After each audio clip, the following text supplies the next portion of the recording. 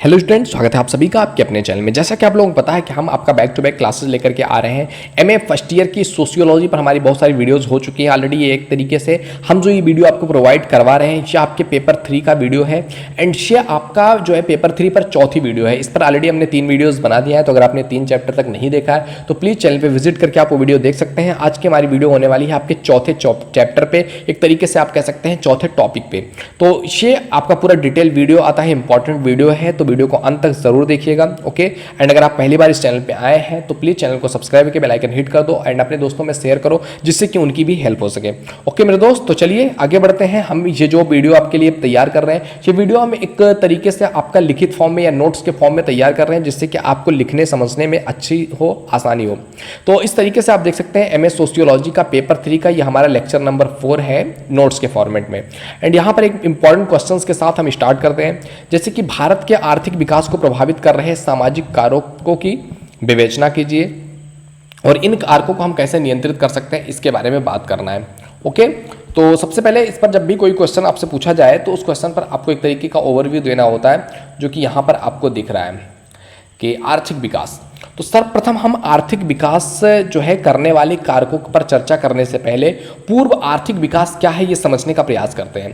तो आर्थिक विकास जो है बेसिकली वो प्रक्रिया है जिसके द्वारा एक अर्थव्यवस्था में प्रति व्यक्ति की जो है राष्ट्रीय आय में दीर्घकालिक जो एक तरीके का सहयोग है वो जो है विकास अर्थशास्त्री की अवधारणा में कह सकते हैं आर्थिक विकास है। मेयर और जो है वार्टन के अनुसार कहा गया है कि आर्थिक विकास एक प्रक्रिया है जिसके द्वारा एक अर्थव्यवस्था की वास्तविक राष्ट्रीय आय से में दीर्घकालीन वृद्धि होती है, उसको कहते हैं हम आर्थिक विकास की। उसकी जो फाइनेंशियल है वो स्टेटस उसका अच्छा हो रहा है, फाइनेंशियल उसकी ग्रोथ हो रही है। ओके, अब बात करते हैं कि आर्थिक विकास के कारकों का संक्षिप्त रूप की मतलब कौन कौन से कारक हैं जिस वजह से आर्थिक विकास होते हैं। इसमें पहला आता है आपका जनसंख्या। किसी भी देश की जनसंख्या का घनत्व, बनावट और उस देश की सामाजिक और आर्थिक व्यवस्था को प्रभावित करते हैं। यानी कि कोई भी देश की जो जनसंख्या है उसमें जनसंख्या कितनी है, उस जनसंख्या का घनत्व कितना है, किस तरीके की वो जनसंख्या है, कितनी एजुकेटेड है, ये कहीं ना कहीं देश की सामाजिक और आर्थिक व्यवस्था को परिवर्तन करते हैं, प्रभावित करते हैं। अर्थात आर्थिक विकास में जनसंख्या एक बहुत महत्वपूर्ण कारक है। दूसरा है नियोजन की समस्या, यानी कि आर्थिक विकास के महत्वपूर्ण अवरोध में दूसरा कारक आता है आपका नियोजन का सही ढंग से अनुपालन ना करना, कि अगर अच्छे तरीके से नियोजन नहीं होगा तो प्रॉब्लम्स क्रिएट होंगी। क्योंकि कोई भी राष्ट्र जो है योजनाबद्ध परिवर्तनों के द्वारा ही एक निश्चित समय में जो सामाजिक लक्ष्य है उनको प्राप्त करता है कि हाँ एक निश्चित टाइम पीरियड पर मुझे यहाँ तक पहुँचना है। जब उसके पास एक बेहतरीन टारगेट होता है, उसको योजनाबद्ध तरीके से उस पर काम कर रहा होता है तो आगे बढ़ते हैं।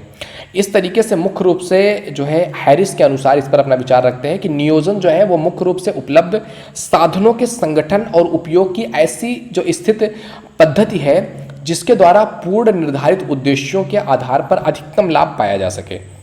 तो ये कहलाता है आपका योजनाबद्ध तरीके से किया गया प्रयास। अगला है आपका जातिवाद। जातिवाद वो संकीर्ण मानसिकता है जिसमें वशीकरण होकर के व्यक्ति क्या करता है, व्यक्ति और समाज राष्ट्र को विशेष महत्व नहीं देकर के अपने जातीय हितों को ज्यादा महत्व देने लगते हैं।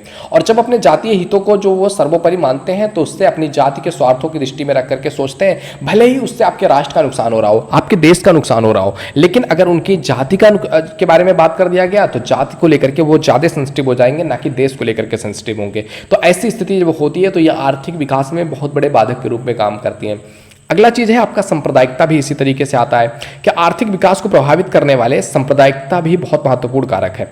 सांप्रदायिकता के कारण आर्थिक प्रगति रुक सी जाती है। उपद्रवों के समय कई कारखाने और उद्योगों में तोड़फोड़, आगजगी की घटनाएं हमें देखने को मिलती हैं। कई क्षेत्रों में पूंजीपति पूंजी को बंद नहीं लगाना चाहता क्योंकि वहां पर सांप्रदायिक तनाव बढ़ जाता है।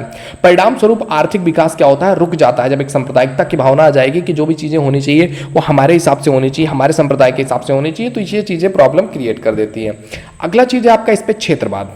क्षेत्रवाद की भावना को जन्म देने में जो है आर्थिक कारकों ने भी योग दिया है। आर्थिक रूप से पिछले हुए क्षेत्रों में आपने यहाँ से कुछ जो है उद्योग खोलने की मांग किया है और ऐसा करते समय यहाँ पर भूल जाते हैं कि आर्थिक दृष्टि से वो जो उद्योग है वो उस क्षेत्र के लिए लाभकारी सिद्ध होता है या नहीं होता है। बल्कि ये क्या करते हैं कि मतलब कि कहेंगे कि मतलब यहाँ पर नहीं लगना चाहिए, यहाँ पर ये प्रॉब्लम हो जाएंगे। आप देखो उससे हो सकता है तमाम सारे लोगों को लाभ मिल जाए।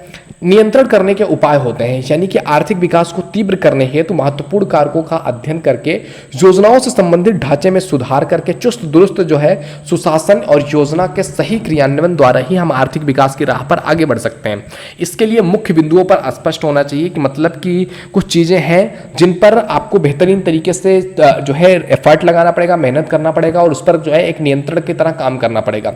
वो कौन कौन सी चीजें हैं? जैसे कि जनसंख्या पर प्रभावशाली नियंत्रण हो, यानी कि इतनी जनसंख्या ना हो जाए, जैसे कह रहे हैं बढ़ती जनसंख्या को रोकने हेतु परिवार नियोजन, जिसे आजकल परिवार कल्याण का नाम दिया गया है, वही एकमात्र कारगर साधन है जिससे प्रभावशाली ढंग से प्रचार और प्रसार करके जनता में जागरूकता लाया जा सकता है कि जनसंख्या ना बढ़ाया जाए, जनसंख्या कम रहेगी। क्योंकि देखो जो भी साधन हमारे पास होते हैं ना, वो साधन तो प्रोडक्ट्स हमारे पास उतने ही हैं, लेकिन जो हमारी जनसंख्या है वो लगातार बढ़ती जा रही है। तो इस वजह से प्रॉब्लम क्या होता है कि हमारे पास संसाधन तो उतने ही हैं, लेकिन जनसंख्या ज़्यादा हो जाएगी तो प्रॉब्लम क्रिएट होगा, हमारे पास संसाधन की कमी आएगी तो देश हमारा आगे कैसे बढ़ेगा, आर्थिक विकास कैसे होगा। तो जनसंख्या को सबसे पहली चीज़ है कंट्रोल करना है, तभी आर्थिक विकास हो सकता है। दूसरी चीज़ है आपका योजनाओं का क्रियान्वयन, यानी कि जैसे ही सभी लोग जानते हैं कि भारत सरकार पंचवर्षीय योजना के माध्यम द्वारा इस समस्या का समाधान करने का प्रयास कर रही है। 10 पंचवर्षीय योजनाओं के बाद भी परिस्थिति अभी मामूली ही परिवर्तन आया हुआ है। इसका समुचित कारण ढूंढ करके लागू किया जाए इस पर कि किस तरीके से इसका विकास संभव हो, योजनाओं को जल्दी से जल्दी क्रियान्वित किया जाए, योजनाएं लाई जाए, जो है अलग अलग कंपनियां खोली जाएं, जिससे कि लोगों में ये चीज़ आगे बढ़ सके, हमारा देश विकसित हो सके। और जो जातिवाद है, चाहे वो क्षेत्रवाद है, चाहे सांप्रदायिकता है, इनका क्या किया जाए, उन्मूलन किया जाए। डॉक्टर श्रीनिवासन ने कहा है कि सांस्कृतिक एकीकरण को प्रोत्साहन देकर के ही जातिवाद से मुक्ति पाई जा सकती है।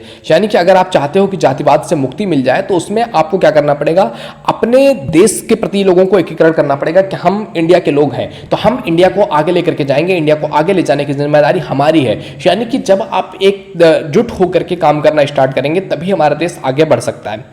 तो ये कुछ प्रभावशाली कारक है कि अगर इस पर काम किया जाए तो हमारे देश में आर्थिक विकास हो सकता है। एंड आर्थिक विकास के रास्ते में आने वाली कौन कौन सी प्रॉब्लम थी उनके बारे में हमने बात कर लिया है और इनके कारकों को कैसे नियंत्रित किया जा सकता है ये भी हमने इस वीडियो में देख लिया है। तो आई होप ये वीडियो तुम्हें पसंद आया होगा। वीडियो पसंद आए तो लाइक जरूर कीजिए, पहली बार चैनल पर आए एक बार विजिट जरूर कर लीजिएगा।